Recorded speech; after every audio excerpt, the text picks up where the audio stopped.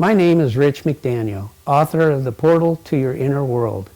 In this book, I present a process I discovered many years ago that eliminates extreme, disruptive emotions. The kind of emotions I call stored feelings because they originate and are retained in our youth. The process is called stored feelings reintegration. This is a live demonstration of the process, unscripted and unrehearsed. Jennifer is a friend of mine and is familiar with the process. She has volunteered to let me guide her through the process. To verify success in eliminating the destructive stored feeling, there will be a follow-up next week to see how Jennifer is doing in regard to experiencing the old stored feeling. I will call her on the phone and we will tape her results. Hi, Jennifer. Hello, Rich. Thanks for having me here today. Oh no, thank you for volunteering for this. As you know, this is going to be filmed and we're kind of operating without a net, so let's just sit back and relax and just see what happens. Good. Okay? So, tell me about, you said you've been thinking about some of the stored feelings. Have you got one in particular that you feel like is right there on the surface? Yes, actually. Okay. You and I had worked together about some stored feelings that came up during a recent move that I had. Right. And actually, there are probably several stored feelings that were evoked during that kind of high pressure time. Yeah. The other day, I was working on my computer. I decided I wanted to build my own website. And I had just enough information to get that started. And when it didn't follow through the way I wanted, and it didn't look the way I wanted, I got really, really angry. And it wasn't just frustration like I can figure this out or I can get help. There was a welling up of anger that I've had before, that actually I've picked up computers and thrown them against the wall. Yeah, that's angry. So I could feel a real huge anger coming up over really kind of a simple thing. And that was a red flag for me. That something that was stored, something that had been in my life previously, was making this bigger than it really was. Well, that's a pretty good indication of a stored feeling getting evoked. Can you describe that a little bit more in terms of anger? It's a kind of a gut rumbling. There's usually kind of a tension in my chest or my throat, clenching of my teeth, increased body temperature. And as I kind of thought about it, I have a history of wanting to throw things against a wall. Okay. So when that feeling came up, I knew it was, I've been here before, huh? Yes. Is there a message with that anger? Like something's going to happen or something's not happening or something like that? I'm not actually sure. Okay. I think that would be a good thing for us to kind of look into today. Sure. Okay. Well, you said you've kind of familiar. When have you had that before? That another example of that anger welling up in you like that? Certainly I had it as a child, as a pianist. I remember, and this is coming to mind because I had a piano student that was starting to exhibit this pattern, and I worked with him a little bit. I was trying to play something perfectly, and I couldn't do it. And I was frustrating myself and my family by playing it over and over again. And any little mistake I made, I went back. And it ended up, I still have the piano book, that I took the piece of paper from the book and I threw the piano book across the room. There's also piano music that has really strong pencil tears in it. And that's probably one of the earliest memories I have of that. The other times I've kind of thrown things were around the time of my a miscarriage that I had and my divorce. And there was always another person involved that hit a real hot button. But the other incidents of wanting to throw something to release that anger, I can see all the way back to my early piano days. Okay. I want you to kind of relax and just think about that feeling, that anger feeling, and see what other memories might come to mind out of that. Not necessarily throwing something, just that anger that comes up.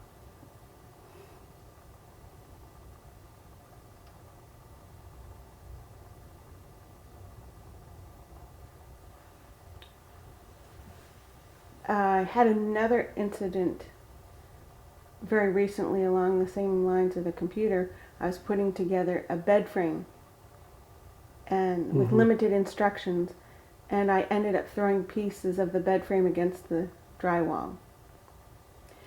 So it feels like any time that I don't understand the instructions, anytime I don't know what I'm supposed to do, and I can't see what it's about, I burst out into this overwhelming anger.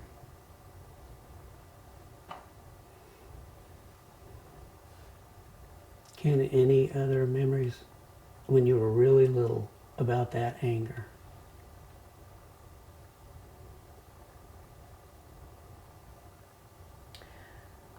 This is, I don't know if this is related or That's not. the one I want to hear. My father was very OCD. Okay. Everything had to be cleaned. So every year he took our bicycles down to the basement for the winter. And even when it was spring, we couldn't ride our bikes until my father had time to bring the bicycles up and clean them. We had to polish the frames and everything so that we could ride our bikes. And I had so much anger about that. When it was spring, I wanted to ride my bike. I wanted to be able to get it out of the basement and just ride it. And so it's this element of control that I couldn't just do this myself. That I needed to wait for someone else to do it for me. Does that feel like that anger? Yeah, it's something that I can't fix myself instantaneously, and I'm dependent on someone or something that I don't completely understand to help me. Okay. All right. And quite honestly, that was a part of the miscarriage. So it was a lack of empowerment, and also the feeling in those incidents, don't dare ask, or it'll never happen. So it was the power to do it, but also the empowerment to ask for what I need. Now, had you thought about that incident with the bicycle? No. That one sort of just came to you, didn't it? Yeah. Well, I think that, how old were you, just out of curiosity, when you were wanting to ride your bike? Oh, probably early on, 6, 7 at least. And that was a really big, important thing for me. I love to ride my bike. I still do, actually. Yeah. I know that you spent a lot of time thinking about this and preparing for it, and I really appreciate it. And you probably did some investigating and see, I wonder where this might have come from and that kind of thing. And the reason I didn't stop with what you had told me was because you still had it.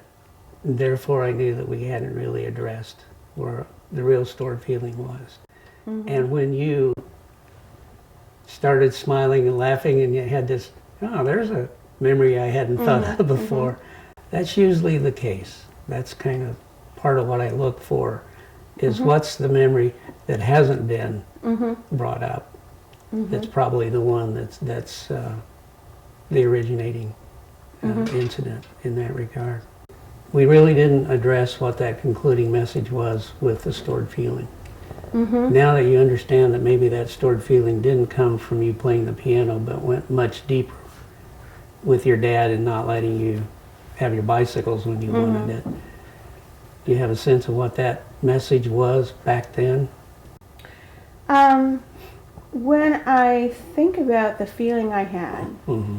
it was one of not having control, not being trusted, not being given responsibility. And what it feels like is you don't know enough to do this right. That your father didn't know enough to do it right? Or that you personally didn't know? That he was telling me, Oh. you don't know enough to do this right. And that's a pretty powerful message. Oh, very. Because each one of the incidents, that I talked about before, the computer, the putting the bed together, and those things, even my divorce, my relationship, and the miscarriage, there was an element of there. You don't know enough to do this right. You don't have, as smart as you are, you still don't have all the pieces of the puzzle to do this on your own. Yeah, that's really, I think, the heart of the whole thing. Not having the skills, opportunity, materials, knowledge, knowing that if I had all that, I could do it. But there was something that was missing. And what was missing really was my father saying, gosh, you can probably bring your bicycle upstairs and do it yourself. But that permission was never given. Yeah. I think this helps you clarify what to look for in terms of going forward. Hey, this is what gets me a little angry whenever I'm in that situation, or that gets evoked in me whenever I'm detecting something that's conveying that message to you. And as we worked before, one thing that's very helpful for me to say is I can ask for the resources. You know, I have the opportunity to ask for what I need and believe that it will be given or provided. Yeah. Oh, that's great. That really is. Well, like I said, I really thank you for, volunteering doing this.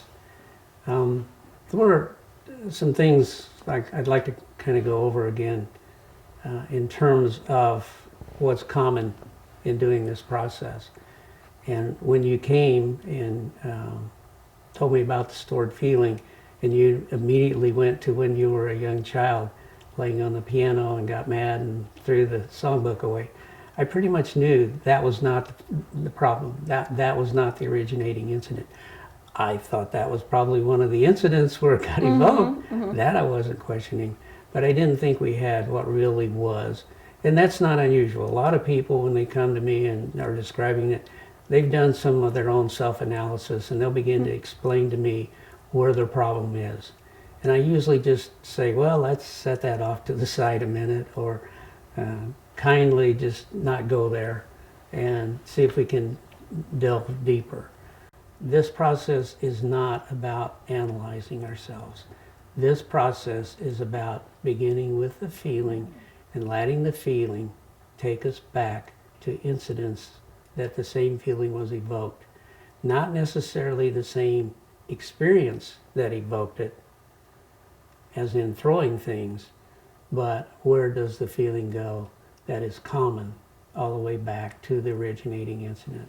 And I think that's where a lot of people, if they try this process, that's probably one of the first mistakes they'll make.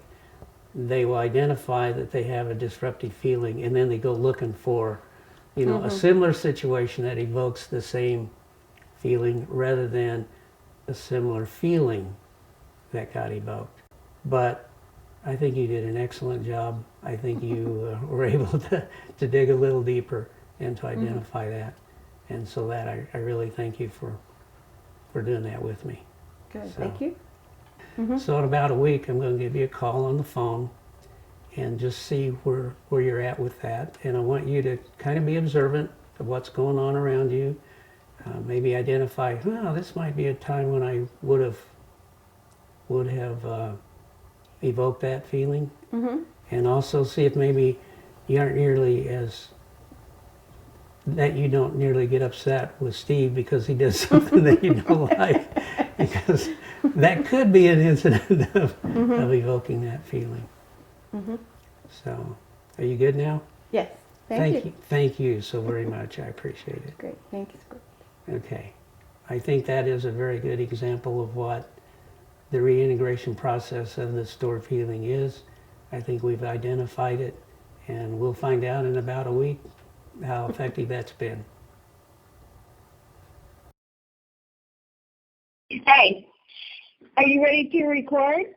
Yes, I am recording this right now.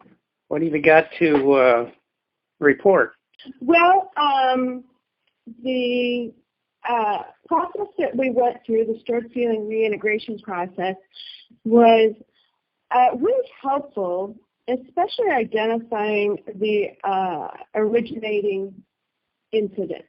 So the incident of my father not bringing the bikes up from the basement when it was springtime really helped me identify that feeling, and how that feeling had really permeated itself in many other aspects of my life going forward from that experience. Makes a lot of sense. Yes. So as I thought back to the feeling of that experience, as I went through my week, what I came to realize, one of the insights I had, was that one of my strengths, called activator, is a strength that wants to take action, is very decisive, wants to take action quickly. And in essence, that bicycle in the basement incident really was very frustrating for that strength.